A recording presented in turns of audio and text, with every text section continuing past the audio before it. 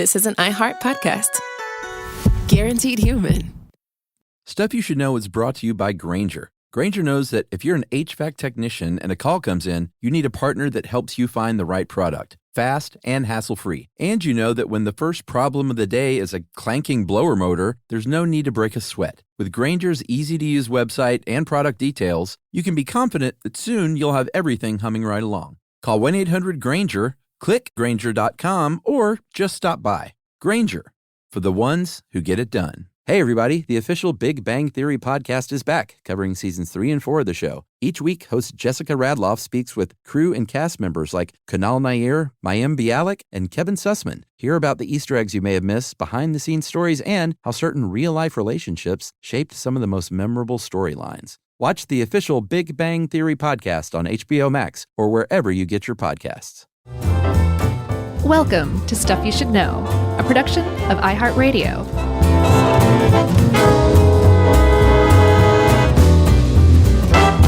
Hey, and welcome to the podcast. I'm Josh, and there's Chuck, and Jerry's here too. Just Mr. Green Jeans and Zipper Face and Madam Lux, all here together, bring you Stuff You Should Know. Who do I get to be this week? You get to pick. Oh, I'll be Zipper Face, of course. Oh, yeah, I was going to be Zipper Face, but okay. I'll be Mr. Green Jeans. All right. From, what was that, from Captain Kangaroo? The only one I recognize is Mr. Green Jeans. I've never heard of the other two. I made them up. Oh, okay, perfect. You just heard of them just now, Chuck. I'm not losing my mind. No, you're with it. You're with it, man. So, Chuck, I'm really kind of excited about this one today. We're doing Wikipedia. And as longtime listeners of Stuff You Should Know are already aware, we have a standing ban for our writers on using Wikipedia as a source. Don't even peek at it. Maybe to confirm a date or something like that, but just leave Wikipedia out of it. And it's really twofold. There's two reasons. One, it's long been notoriously unreliable because anybody can edit any page or write whatever they want on a Wikipedia page. So that inherently makes it unreliable by nature. And number two, we would never want to be accused of using Wikipedia as like our source article. And when you read how some topic works, it's really difficult for that not to infect the way that you interpret it and report it later on, meaning that you could accidentally kind of copy the structure of a Wikipedia article. We never want to do that. So for those two reasons, we've always kind of banned Wikipedia, right? Yeah. I mean, we don't use ourselves except for, like you said, confirmation of the odd thing. Occasionally I will use it as I will go to and we've talked about this too, the links to the original articles and papers and studies and things like that. It could be handy.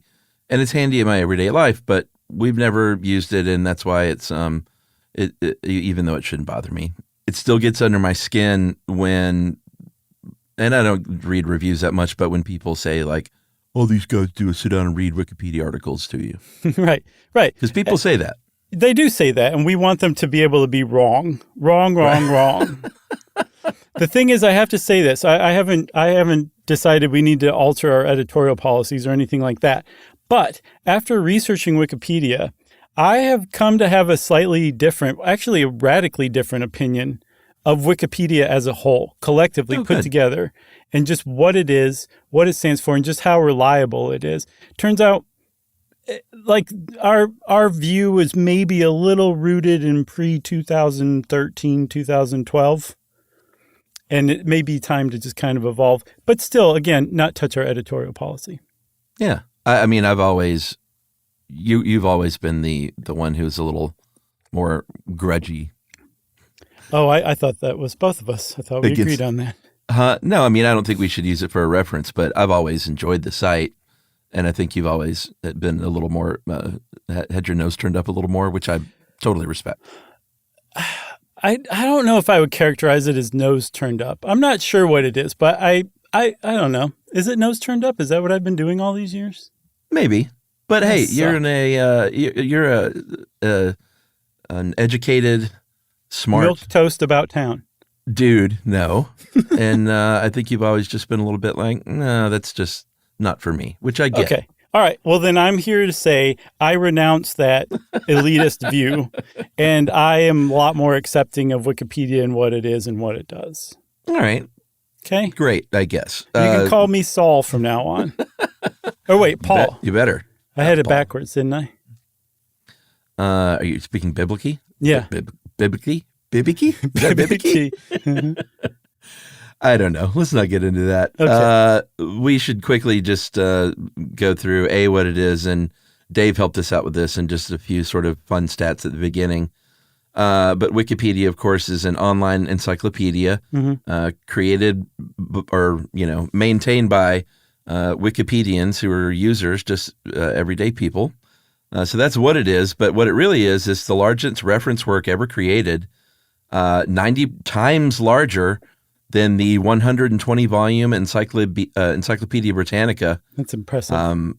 62 million articles, 300-plus languages, 4 billion-plus visitors a month, edging up toward 300,000 Wikipedians or Wikipedia editors.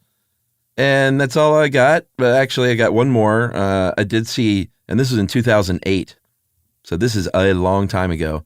There was one computer scientist who estimated that up to that point, there were 100 million hours spent developing and getting Wikipedia up to that point. Wow. Did you mention how many edits are made every second? Nah. Okay, I didn't think you did, and I'm glad you didn't because this one's my favorite. You like it? This was I think a 2022 estimate. 5.2 Wikipedia edits are made every second. Wow. And each month, 14 million edits are made. And as we kind of talk about how Wikipedia actually works, that will become more and more significant as we go. Yeah, for sure. That's sort of the overview of some stats and how it's defined. But what it really is, and Dave kind of nailed it on the head as far as their ethos, it's kind of a utopian idea and an experiment that people can get on the internet and not just sling insults, but they can get on the internet and create an important volume of knowledge for people. Yeah, I saw a great quote that said, it's a good thing that Wikipedia works in practice because it certainly doesn't work in theory. Oh, interesting. Yeah. And no matter where you are around the world, that's not 100% true, but in a large area, a swath of the world, there are Wikipedias for you in your language about your culture, whether you speak Zulu or Tartar or Sanskrit, Old English, Creole, Esperanto. Haitian, Esperanto, Yoruba, Piedmontese, Yiddish. All of them have their own Wikipedia. There's a lot of different Wikipedia. I'm just adding I to anything plural from now on. That's my new thing. But it's really impressive. Like the idea that people came together and did this for free as volunteers. And now we have, like you said, by far the largest reference work ever created.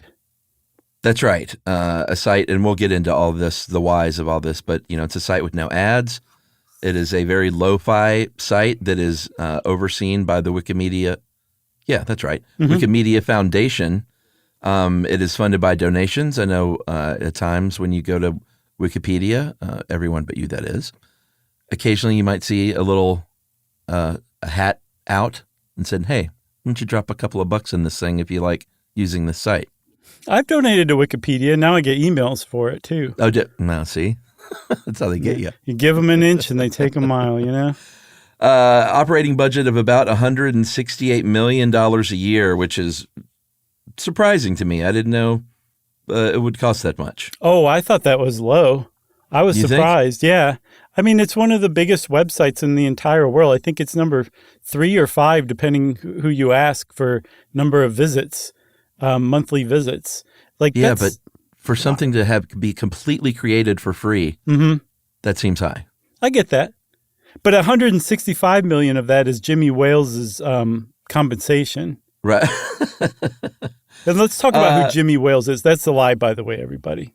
Yeah, we should get into the history of it and hop in the old Wayback Machine. Oh. Fire it up. We're not going to have to go far, so we don't need much fuel. Trying to be more efficient with our travels these days in this thing. Yeah, we're using hamsters instead of kerosene lately. That's right. So we're going to go back to the mid-1990s when the World Wide Web was just a young babe in the crib.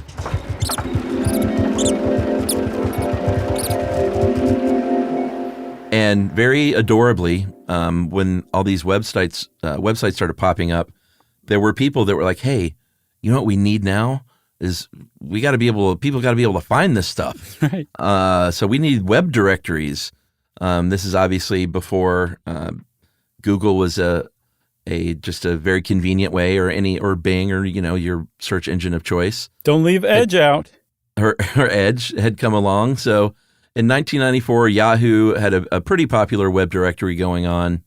And if you're young enough to where you don't even know what that means literally you would go to a page and it would say like sports, entertainment, kind of like a newspaper. Here's all 10 websites on sports.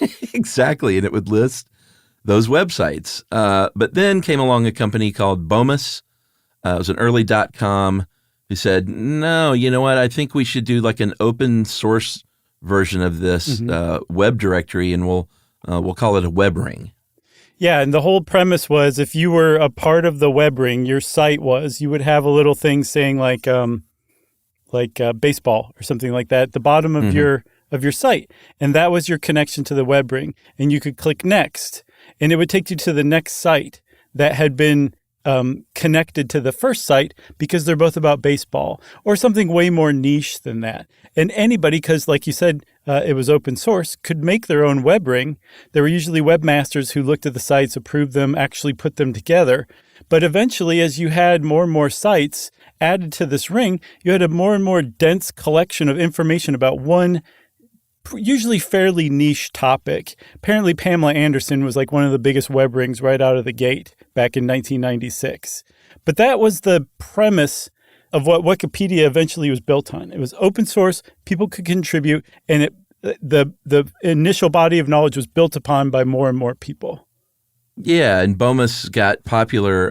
They kind of focused on man stuff, for lack of a better term, and I think that's what they literally called it. It was like car things and sports things, Pamela Anderson, and then they quickly realized, hey, naked women on the internet performs really well, as it turns out.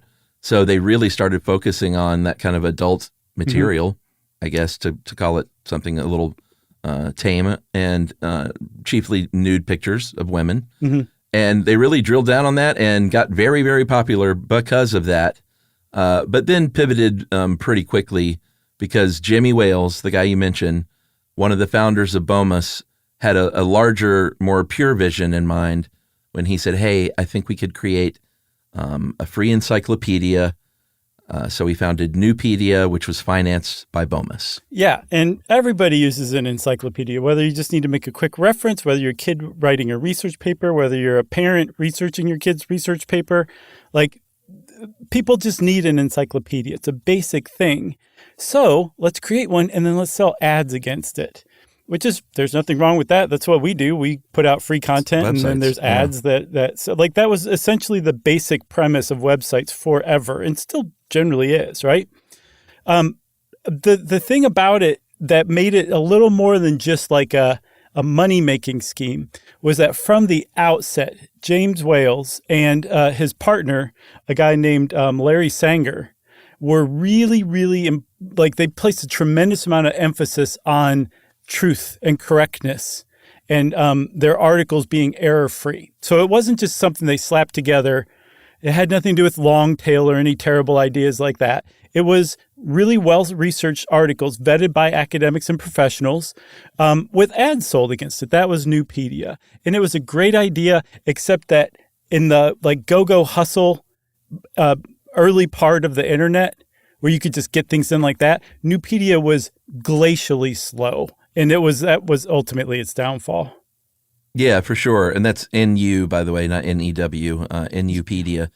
It was slow because they, like you said, they wanted to get things right. There was a 7-step process in place before anything was published. So it was sort of the traditional publishing model that had been used for, however long traditional publishing had been around like this, which is you have something reviewed, whether you work for a newspaper and you do your fact checking, or you have your editor-in-chief checking on things. In this case, Larry Sanger was the editor-in-chief of Nupedia. Or you have things reviewed by experts, and then you published. that was what they were doing, sort of in that order. You write something, you review it through that 7-step process, and then you publish it online. And it was, like you said, slow. I think 21 articles came out in that first year. And Sanger, it seemed like in particular, was pretty frustrated with that speed of for sure. Getting content out.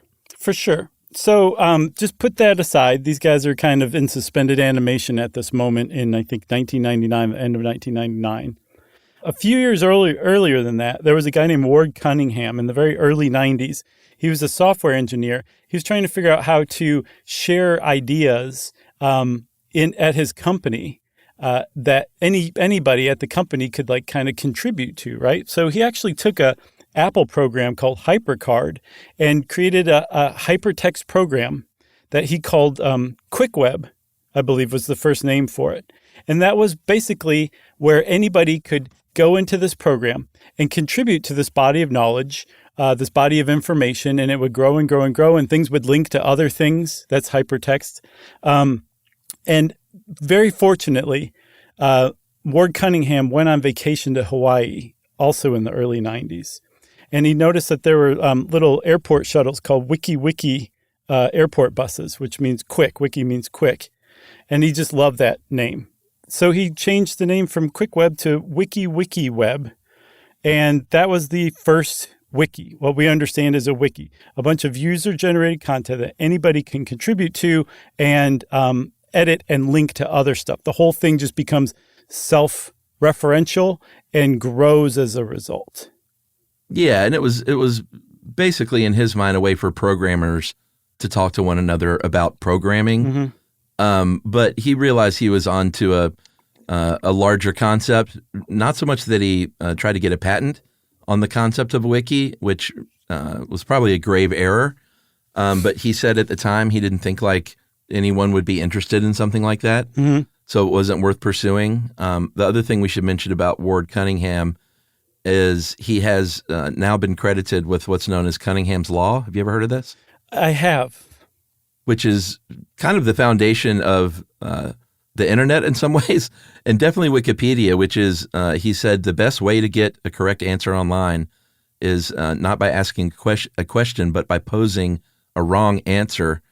And it was sort of a theory, but it has kind of proved to be true in his mind, at least. And I agree that like when you ask someone something online, it can be very hard or slow to get a correct answer. But if you post something wrong, then people are very, very quick to correct you. And so that was sort of the basis of his WikiWeb with programmers talking to one another. Yeah, and it's preserved at wiki.c2.com. And like, I can't make heads or tails of any of it, but it's still there. It's super cute and quaint looking, but it's neat. The usability is really amazing too, especially for what he built it on. That'd be fun if you could go to a year of the internet. You know what I mean? You can. I think you can on Internet Archive. No, I mean like turn your internet into 2000, like 2001 or 1997, and not just read things, but have it just be like from that year and what it was like. I got you. Just give ChatGPT like 3 more months. Right. Yeah, you're probably right. So now we're going to come back to Jimmy Wales, Larry Sanger, and this dispute over who came up with the idea of taking the wiki concept that Ward Cunningham came up with and applying it to the encyclopedia concept that Wales and Sanger had come up with, Nupedia. It doesn't ultimately matter, but just to name check, a guy named Jeremy Rosenfeld was a Bomis employee. He's the one who Jimmy Wales says came up with the idea of using a wiki. Larry Sanger said he came up with the idea after having dinner with a guy named Ben Kovitz. He says he even remembers that he ordered enchiladas at the dinner. That's how much he remembers it. Either way, regardless, within 2 weeks of that dinner that Larry Sanger had, where he was introduced to the concept of a wiki, Nupedia had become a wiki. And the Nupedia advisory board was like, we don't like this idea. This smells of like brand new stuff and we're afraid of it. And also, what's this whole concept of write, publish, and then review? That's like sacrilegious. Like you can't do that. And so Wales and Sanger said, all right, you guys stay over here with Nupedia. We're going to go over here with our thing. And we're going to call it Wikipedia. And Wikipedia, within 2 weeks, was born on January 15th, 2001. Larry Sanger had that dinner on January 2nd, 2001. That's right. And as far as that claim, for what it's worth, the actual Wikipedia article on Sanger confirms that it was him. Well, then it must be true. I don't know if Jimmy Wales just begrudgingly allows that to stay there or not, but everything I saw kind of said it was Sanger. So just like I said, take it for what it's worth. It's funny you mentioned Jimmy Wales begrudgingly just letting it stay there, because he was caught very early on in the early days of Wikipedia editing the Bomis.com Wikipedia entry to remove softcore pornography from it. Say like the word softcore pornography. And he got called out for that. And they were like, dude, that was our foundation at first. But that's a really good example of what's starting to happen at this time, around 2001 with Wikipedia. It's brand new, but people are starting to kind of come to it, figure it out, get the hang of it, and become like enthralled by it, and starting to like write articles, edit articles, discuss how to best make an edit. Like it's starting to kind of grow. But it took a truly horrible event for Wikipedia to truly come into its own for the very first time. And I say we take a break, Chuck. That's quite a cliffhanger.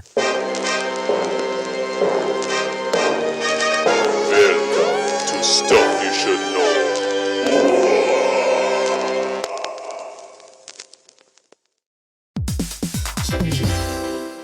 Hey everybody, we're here to talk to you about Wayfair, who believes that spaces should be functional, they should be comfortable, they should be well designed, and they can be well designed by you with their help. Your updated space should feel more comfortable, inviting, and practical for everyday use. And we're talking about outdoor seating. We're talking about grills. We're talking about major appliances. If you need storage solutions, Wayfair can help you out. Patio lighting, rugs, decor. It is your one-stop shop for home. Yeah. I mean, it's getting nice out, so it's time to think about living outdoors for the next few months. And Wayfair knows that outdoor furniture, it's heavy, it's intimidating to assemble. So Wayfair has stepped in and said, we're going to handle the hard part so you don't have to. That's right. You can shop Wayfair Verified, your shortcut to the good stuff. And that means their team of product specialists are going to vet everything by hand using a 10-point inspection, testing things like, quality materials, functionality, and features, and even how long it takes to build that piece of furniture. And the overall experience save time, reduce hassle, and improved convenience. Patio season is here, and these deals won't last. So head to wayfair.com right now to get your outdoor space ready for way less. That's WAYFAIR.com.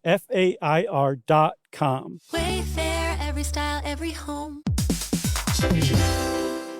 Dell PCs with Intel Inside are built for the moments that matter, for the moments you plan and the ones you don't. Built for the busy days that turn into all-night study sessions, the moment you're working from a cafe and realize every outlet's taken. Yeah, the times you're deep in your flow and the absolute last thing you need is an auto update throwing off your momentum. That's why Dell builds tech that adapts to the way you actually work. Built with a long-lasting battery so you're not scrambling for the closest outlet, and built-in intelligence that makes updates around your schedule, not in the middle of it. That's right. They don't build tech just for tech's sake. They build it for you. Find technology built for the way you work at Dell.com/Dell PCs. Built for you.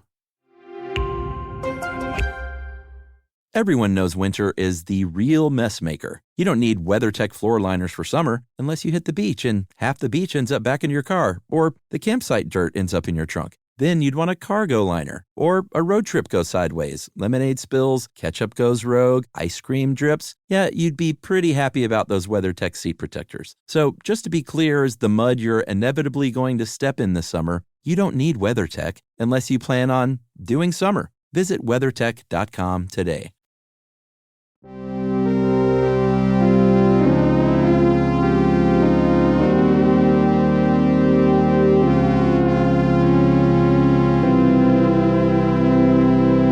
All right, so you were hanging on a cliff here. You talked about a terrible event.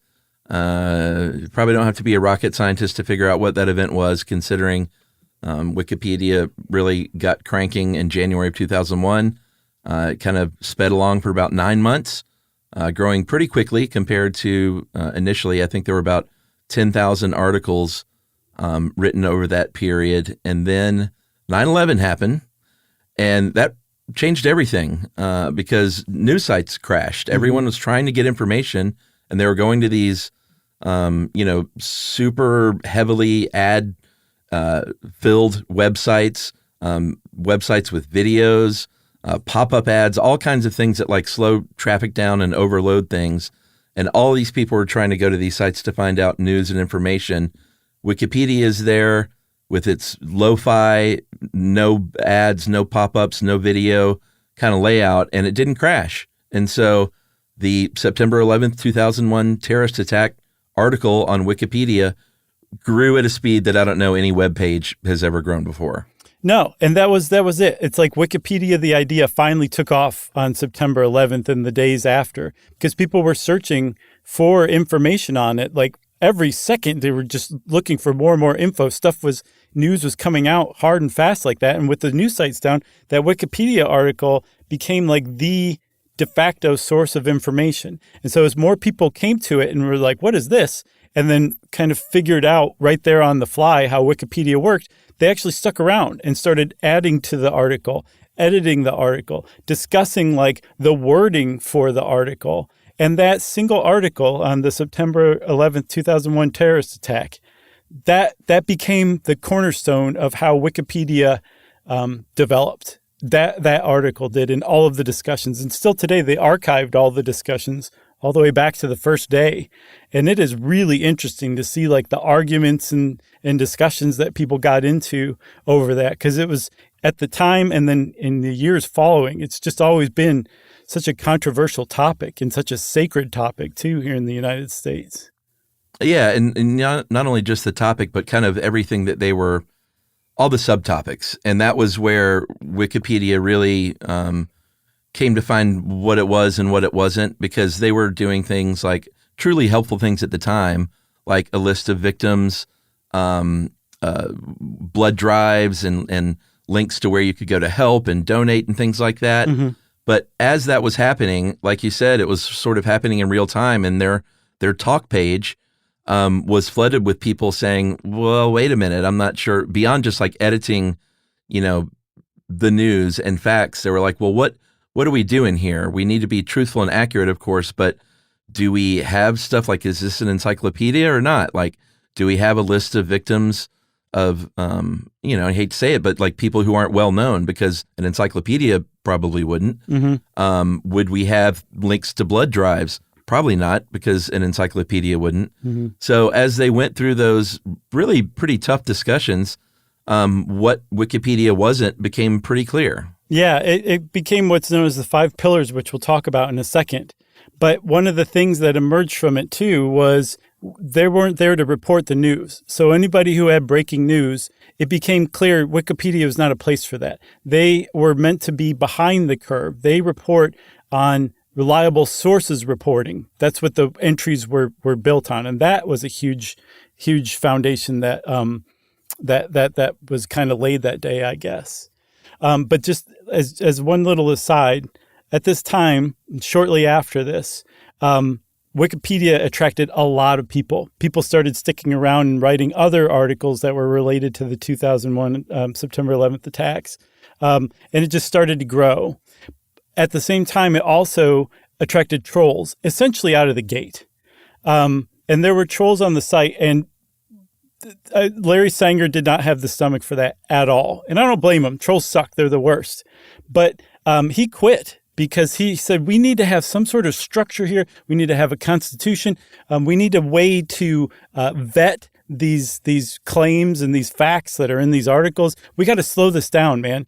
And Jimmy Wales is like, no, we're not going to do that. We met in Ayn Rand chat forums, for God's sake. We're not going to do this. We're going to go the opposite direction. We'll figure it out as we go. And so Larry Sanger quit and became one of the biggest critics of Wikipedia. He was only there for, I think, 14 months. Yeah, Vice called him their most outspoken critic. Mm-hmm. In 2007, he said the site was broken beyond repair. He has said that there's a large, and this is just a few of the criticisms, of course, there's very, very many.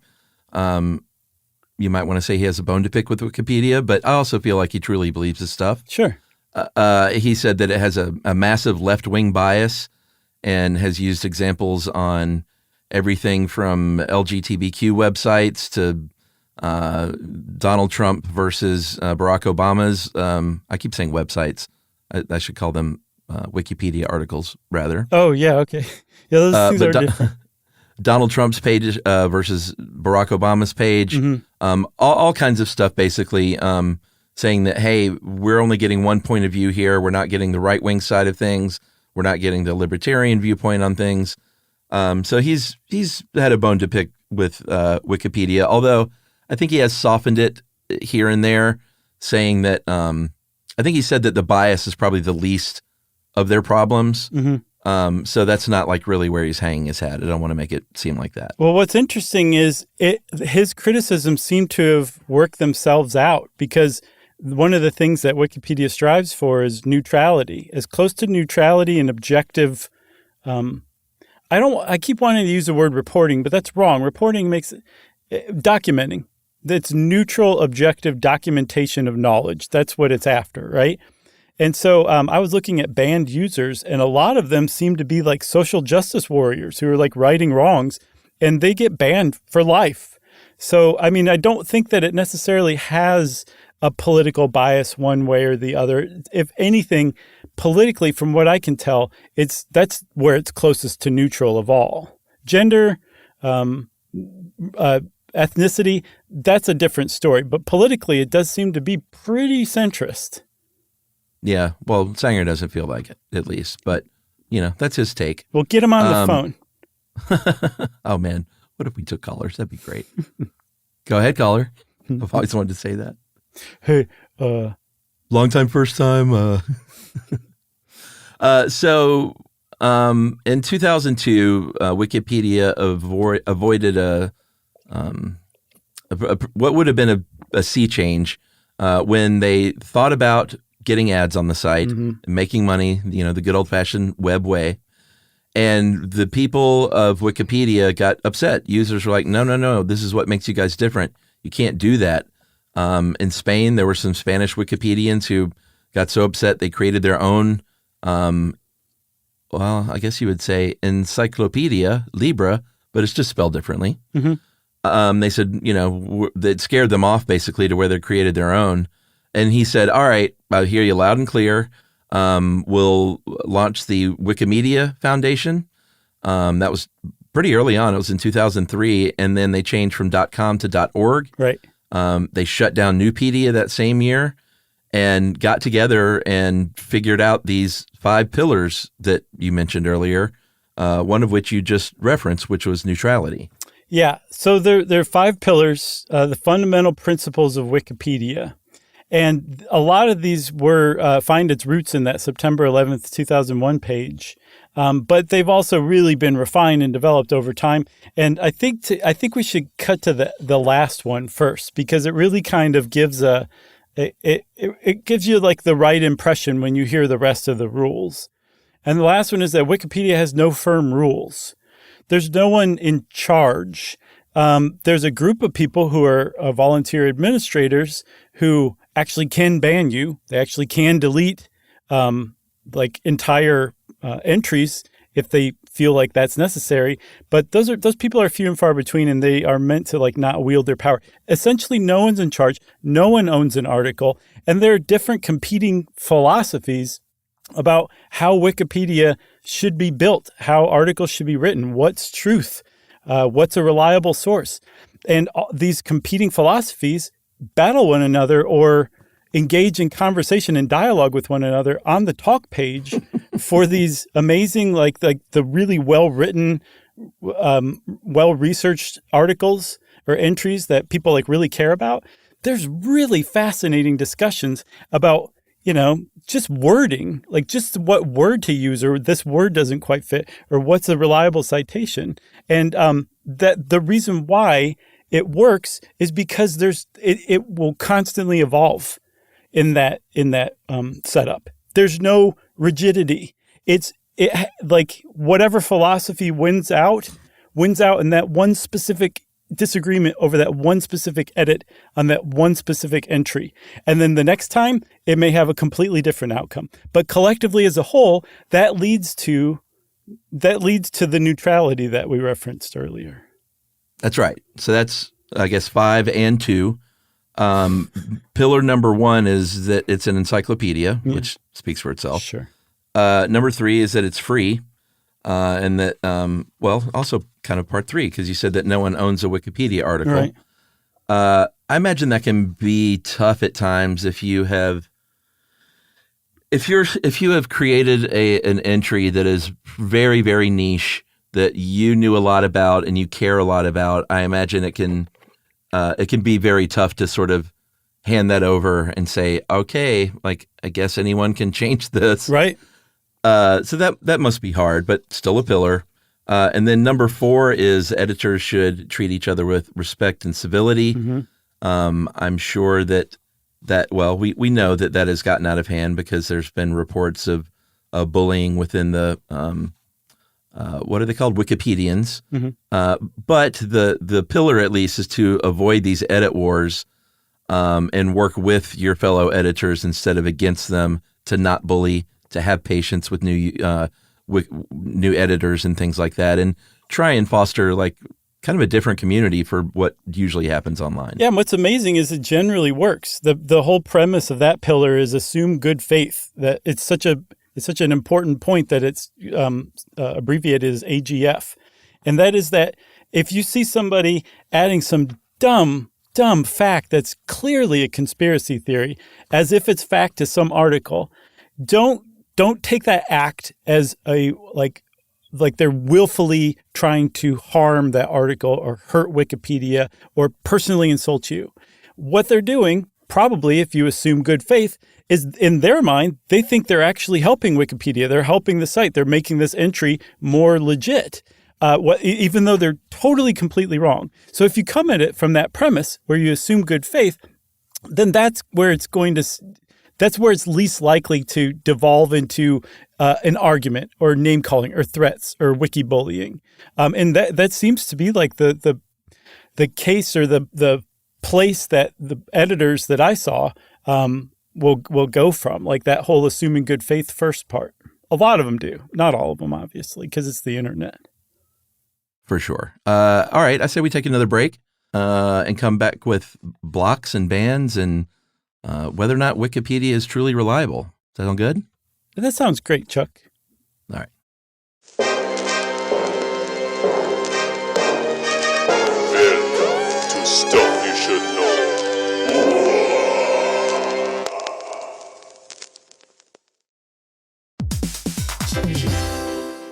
Dell PCs with Intel Inside are built for the moments that matter, for the moments you plan and the ones you don't. Built for the busy days that turn into all-night study sessions, the moment you're working from a cafe and realize every outlet's taken. Yeah, the times you're deep in your flow and the absolute last thing you need is an auto update throwing off your momentum. That's why Dell builds tech that adapts to the way you actually work. Built with a long-lasting battery so you're not scrambling for the closest outlet, and built-in intelligence that makes updates around your schedule, not in the middle of it. That's right. They don't build tech just for tech's sake. They build it for you. Find technology built for the way you work at Dell.com/Dell PCs. Built for you. Everyone knows winter is the real mess maker. You don't need WeatherTech floor liners for summer unless you hit the beach and half the beach ends up back in your car, or the campsite dirt ends up in your trunk. Then you'd want a cargo liner, or a road trip goes sideways, lemonade spills, ketchup goes rogue, ice cream drips. Yeah, you'd be pretty happy about those WeatherTech seat protectors. So just to be clear, as the mud you're inevitably going to step in this summer, you don't need WeatherTech unless you plan on doing summer. Visit WeatherTech.com today. Our listeners love puzzles, paradoxes, and hidden patterns almost as much as we do. On TikTok, those fascinations come to life. People are breaking down physics, exploring geology, and explaining why the world works the way it does. You'll see impressive experiments, explanations that finally make sense, and connections you didn't expect. It's like having a lab, a lecture hall, and science museum in your pocket. TikTok is where wonder is shared, where curiosity turns into discovery, and where millions learn something new every day.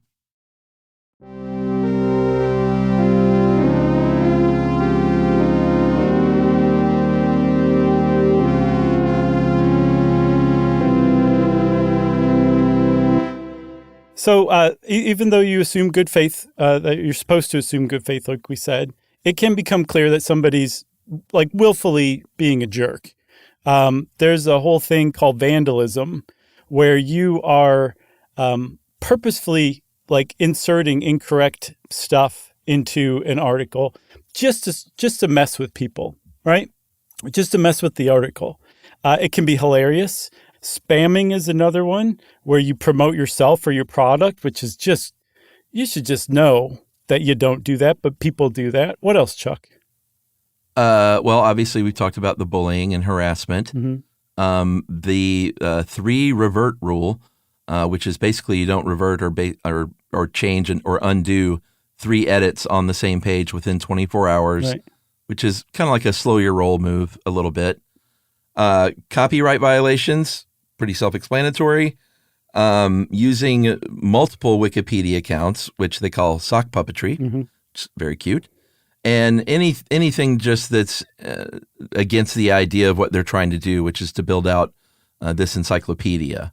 And all of this is not decided upon by just your average user or Wikipedian rather, but the volunteer administrators. I think the English Wikipedia has more than 800 administrators, and they are Wikipedians. They're just really experienced ones who know the ins and outs and take it really seriously. They do not work for the Wikimedia Foundation and get a cut of that $168 million a year. Right. But they're the ones in charge of determining when a block or a ban can happen. Blocks being temporary. They can be longer duration wise. They can be shorter. Can be one specific thing you did in an article, or the whole article that you're blocked from for a little while. You can appeal those, but it's meant to be a preventative measure and not a punitive. And then you have the ban, which is kind of speaks for itself. It's usually a site ban, which means you can't come on here anymore. You can go on, but you can't make a single edit. All you can do is sit there and read, pal. Oh, well, yeah. I mean, we're talking about editing, not like anyone can read anything. Sure, right. And also anybody can edit unless you've been blocked or banned, and you don't even have to create an account, which is one of the cool things. But there's entire site bans. So like you can be completely banned from English Wikipedia, or you could be globally banned. So any Wikipedia in any language, and I believe some of the other wiki projects like Wiktionary, you can't do anything on those. Yeah. So that kind of brings us to where we started with this whole thing and why we didn't use it, why we don't use it, and started out at least and still don't, is it reputable? Is it truthful? Is it accurate? You usually can't use Wikipedia as a source for a school paper, certainly not a college paper. We make up our own rules, as Josh and Chuck do Stuff You Should Know, so we could do whatever we wanted. Sure. That was just something that we did from the beginning. Like I don't think anyone told us to do that, did they? No. Apparently it was just my idea because I'm a big snob. Right. No, not at all. We were both on board. There was a study in 2005, and I tried to find something more recent, but they compared 42 entries on Wikipedia to the same thing in the Encyclopedia Britannica, and found that the average mistakes per article was 4 for Wikipedia, 3 for the Britannica, which is a little bit startling. Yeah. The difference is between Wikipedia and Britannica is that you can change something really fast on Wikipedia. And Encyclopedia Britannica, at least for the hard copy volumes, obviously it's going to have to wait till the next publish. And they've tested out the speed of Wikipedia changes, or I guess corrections, and they filed false information in 33 different articles about dead philosophers, and in 48 hours, a third of those had been fixed, and 3 of those within 60 seconds.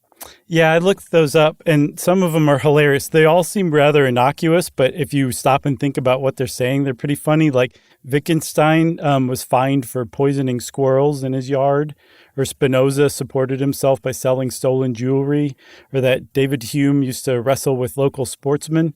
Like but just completely like the way that the sentences were written, like you would totally buy them, and they still got corrected. And that's kind of like the whole premise of Wikipedia is like eventually somebody's going to find that and they're going to correct it. Might be in a minute, it might be in 48 hours, it might be in 6 weeks, but eventually it's going to get created. Like you'll eventually get to the truth or correctness, I guess.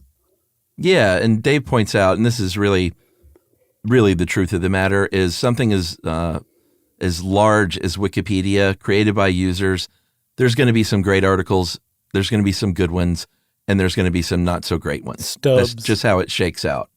And so they're actually labeled now, which is something that a lot of people may not really realize, but they can be labeled good or featured.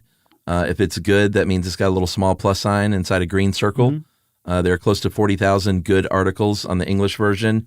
If it's featured, that means it's the cream of the crop as far as Wikipedia vetting goes. And there are close to 6,500 that are featured with that bronze star. Yeah. I saw the Museum of Bad Art as a featured article.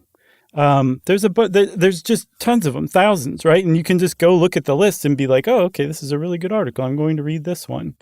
Despite all that, I think the featured articles represent 1 out of every 1,050 articles on the site. It's a very low percentage. And because of that, Wikipedia even says Wikipedia is not a reliable source. They say it. It's expressed on their website. And you can actually use a Wikipedia entry as a citation on another Wikipedia entry. You link to other stuff. You can hyperlink it, but you can't use that to prove or support that sentence or that fact or whatever. And there's one of the reasons why was kind of perfectly captured by that amazing comic XKCD. And they coined the term cytogenesis, where somebody can put in a fake fact on a Wikipedia page and then go to that Wikipedia page to prove that their fact is correct, right? So it's like this snake that eats its tail. And there's actually a example of that. There's an Australian duo called Peking Duck, and one of their fans got backstage because he inserted his name as a relative of one of the band members and showed it to like the guy who was guarding the backstage and ended up getting backstage because of it. Isn't that amazing? Pretty amazing. I love that story. And apparently Peking Duck, they said it was a genius mastermind move. So I guess they appreciated it too. So, we mentioned bias earlier with politics, but the real bias comes in, like you mentioned at the beginning, with kind of who these Wikipedians are. 87% of these editors are men and 89% are white. That means 176% are white men. Half of them are in Europe and 20% live in North America. So unsurprisingly, you're going to have some gender bias playing out. I think less than 19% of the English language biographies are about women. And those are also the articles that are most often flagged for deletion as being, not notable enough. And they've combated this over the years in different ways. They get together sometimes and organize edit-a-thons where they try and boost content about women and minorities, people of color, ethnic diversity, like anything like that. They could have an edit-a-thon about to try and, bring more of a light onto those groups. Yeah, and we have to say so that whole idea, that premise that Wikipedia is unreliable, it seems to basically find a single source initially. There's a journalist named John Seigenthaler who had a joke entry made about him. He was an advisor, I think, to Bobby Kennedy. And the hoaxer wrote that he was a suspect in the assassination of Bobby Kennedy and John Kennedy. And John Seigenthaler heard about this, and he did not find that funny at all. He just happened to be one of the founding editors of USA Today. So he took to the pages of USA Today and completely excoriated Wikipedia and called it out as a completely unreliable, irresponsible research tool, right? That was 2005, and that really kind of laid the foundation for Wikipedia's bad reputation for a while. But if you go onto the Wikipedia entry about Wikipedia, which I admit I read some of, they even say around starting sometime in about the 2010s, that reputation started to get shed. And we're finally reaching the point today where people are saying, go use Wikipedia, just use it as like a introduction to your topic and then go out and do further research. So it's really kind of come into its own 20 years on. That's right. If you want to get into editing, there are tutorials. There's an introduction tutorial of how to do everything from creating things from scratch to editing. I mean, good luck creating something from scratch and finding something that doesn't exist already at this point. And if you want a gamified version, you can check out the Wikipedia Adventure to help with your tutorial. And they also have a help desk and the Tea House, which is where new editors can learn the ropes in a friendly manner. Yeah, and I think just going on the talk page of any article will kind of familiarize you with what you should be doing if you want to contribute. But do contribute. It's nice. I said it's nice. I don't think Chuck has anything else because he didn't respond. So I think that means it's time for listener mail. I'm going to call this bonsai inspiration. This is very cool. Hey guys, a few years ago, you did the bonsai episode. My dad and I listened to it. Became very inspired. I have a horticultural degree from USU. That's Utah, by the way. He thought I might be interested too, so as father and son, we began working on trees. Fast forward to today, we have 30 different trees. We've lost a few along the way, but have learned so much. Through a bonsai show in 2017, we became members of the Utah Bonsai Club. Nice. And have both entered bonsai into a show hosted by Red Butte Gardens. Who would have thought that a simple podcast could have inspired my dad and I to do this and go this far with it? I would love to give my dad a shout out. He turned 60 this year. Proud of him and what we've accomplished. That is from Nathan Staker in Utah and his pops, Mr. Brent Staker. Nice. Congratulations, Nathan and Brent. That's pretty great. We love inspiring people. Beautiful trees. Very beautiful. If you want to be like Nathan and Brent and let us know how we inspired you to do something cool, we love that kind of thing. You can send it in an email to stuffpodcast@iheartradio.com. Stuff You Should Know is a production of iHeartRadio. For more podcasts from iHeartRadio, visit the iHeartRadio app, Apple Podcasts, or wherever you listen to your favorite shows.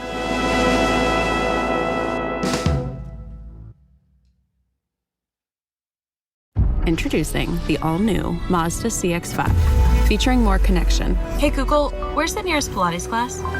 safety that has your back, more discovery on the scenic routes, more passion in the details, and more control in changing weather. The all-new Mazda CX-5, more to move every side of you. See it in 5 films at mazdausa.com/5sides. Google is a trademark of Google LLC. Sequences shortened and simulated. Everyone knows winter is the real mess maker. You don't need WeatherTech floor liners for summer unless you hit the beach and half the beach ends up back in your car, or the campsite dirt ends up in your trunk. Then you'd want a cargo liner, or a road trip goes sideways, lemonade spills, ketchup goes rogue, ice cream drips. Yeah, you'd be pretty happy about those WeatherTech seat protectors. So just to be clear, as the mud you're inevitably going to step in this summer, you don't need WeatherTech unless you plan on doing summer. Visit WeatherTech.com today. When it comes to small business, people want to talk to people, not bots, not voicemail. Your customers or clients want a real human connection, and that's exactly what they get with Ruby. Ruby is the virtual receptionist company that takes care of your callers when you're unavailable, in the middle of something, or just don't want to pick up. They can answer, screen, and transfer calls, as well as take messages, collect payments, book appointments, and more. All while saving you time and making the people you serve feel special. It's available 24/7, 365 days a year, and is 100% based in the U.S. See how it works at ruby.com, or better yet, give them a call at 844-900-RUBY. This is an iHeart podcast. Guaranteed human.